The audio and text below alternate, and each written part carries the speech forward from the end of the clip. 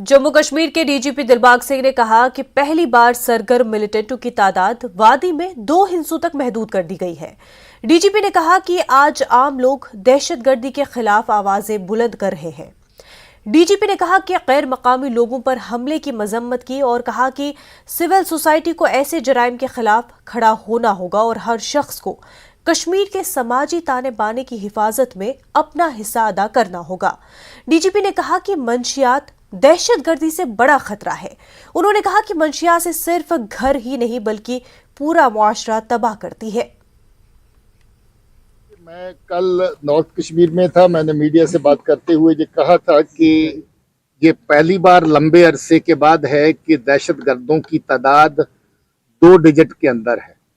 FT है तो उसकी तादाद भी 2 डिजिट के अंदर है, और अगर लोकल टेररिस्ट है उसकी तादाद भी 2 डिजिट के अंदर आई है। साउथ कश्मीर में आज जो मिलिटेंट की गिनती है, इतनी कम गिनती शायद कभी भी नहीं हुई। आज कम से कम लेवल पर बड़े सालों के बाद फिर से मिलिटेंट की गिनती जो है आ चुकी है। सोसाइटी के सेहत के हवाले से अगर हम नारकोटिक्स से रिलेटेड क्राइम को देखें तो मुझे लगता है कि दहशतगर्दी के क्राइम से बड़ा जुर्म जो है वो नारकोटिक्स का है।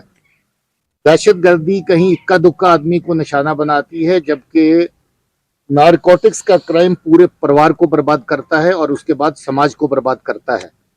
जम्मू कश्मीर पुलिस ने तहैया कर रखा है कि जहां पर जितने भी नारकोटिक्स से रिलेटेड क्राइम है उसको खत्म करना है। देखिए, बीच बीच